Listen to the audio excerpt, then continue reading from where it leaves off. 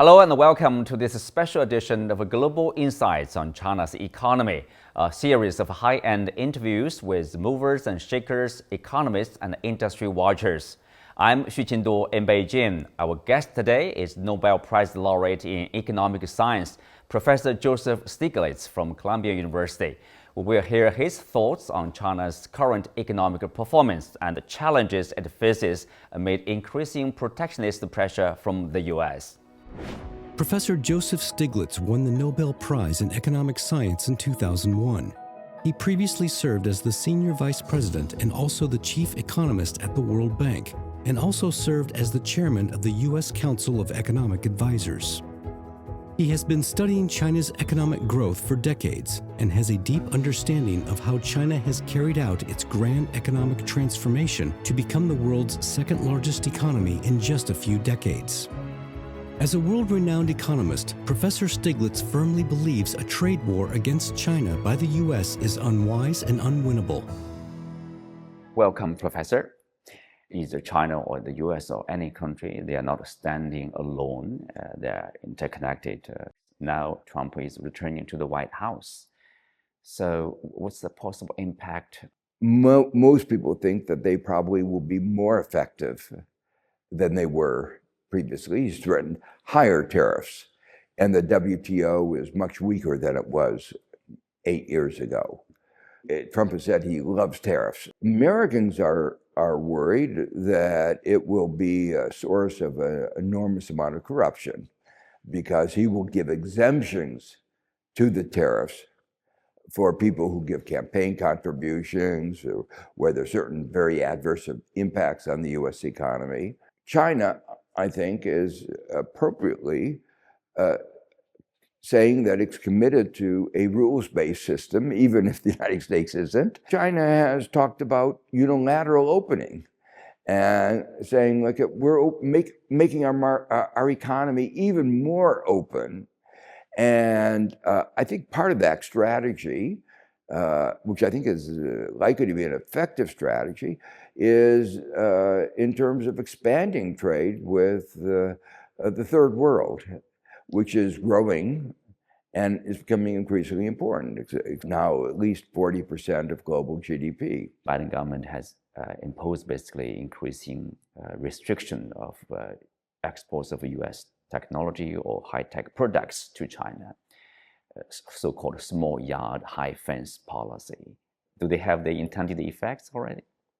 No, they probably don't. From the people that I've talked to, what they say is that it has stimulated China to work harder, to catch up faster. And that's what you would expect the effect of those actions to be. China realizes that it has to be more self-reliant. And therefore, you might say there's a race to catch up very quickly. China has some big advantages that it has more engineers. It has a bigger market domestically, and also the chips that you put in manufactured goods that you export around the world. In many areas, the advantages of coordination are significant. I think that these policies have not been thought out as well as they might have. Where they are having an effect that I find particularly troublesome is in the third world, where some countries feel like they have to make a choice of one system or another. They don't want to make a choice. In other cases, they're making a choice for the products that look the cheapest and the most affordable for them, and that's Chinese goods. And we're excluding ourselves from that by being as aggressive in our restrictions. In the field of green transition, the structure of China's power generation has accelerated from coal-based to diversified and clean transformation, with the proportion of newly generated clean energy increased to 27.2% by the year 2023. Taking solar energy as an example, 425 gigawatts of new solar power was installed around the world in 2023, with 62% from China. Furthermore, in terms of solar and wind plants, all the Group of Seven together barely installed 1/4 of that of China in 2023. The change has not only happened on the production side. The share of clean energy in total energy consumption also rose from 14.5% in 2012 to 26.4% in 2023.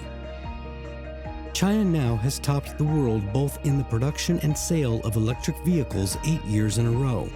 And in the year 2023, Chinese EVs eliminated carbon emission amounting to 50 million tons. China is developing rapidly in terms of this green technology, solar panel, battery, EVs. But at the same time, we do see there's a rise of people would call it the protectionist measures, tariffs from Europe, from US. How do you see the future? I think China's contribution in getting lower prices of solar panels and low-cost EVs is a major contribution to saving the planet.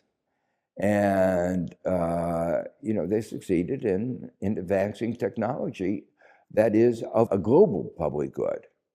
I think, again, it's important for Western countries to have that technology.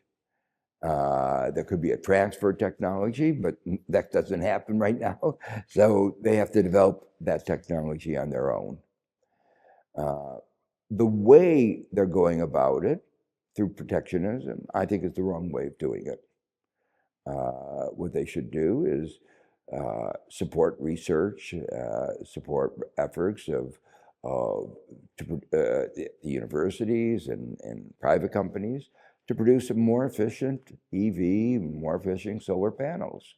Let's have a competition to produce the best solar panels, not protectionism. The Chinese economic growth goal for 2024 is like around 5%. What's your projection? We are approaching the end of this year. The point here is not the magic of the number. It's whether the growth is adequate to the situation. And by that I mean, if there's a high level of unemployment, I say the growth is too low. One of the things that I think is really important is right now to stimulate the economy, that more of that expenditure be going into education and health. Some improvement, but not enough. And this is really important for the future of China.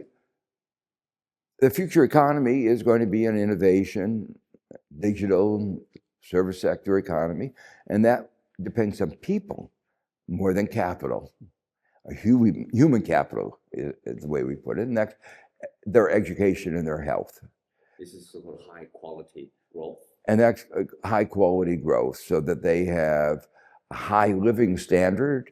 But education is not only for the purpose of making more money, but it's also the quality of life that they live. Better health and higher education lead to healthier and longer lives that people value in their own right.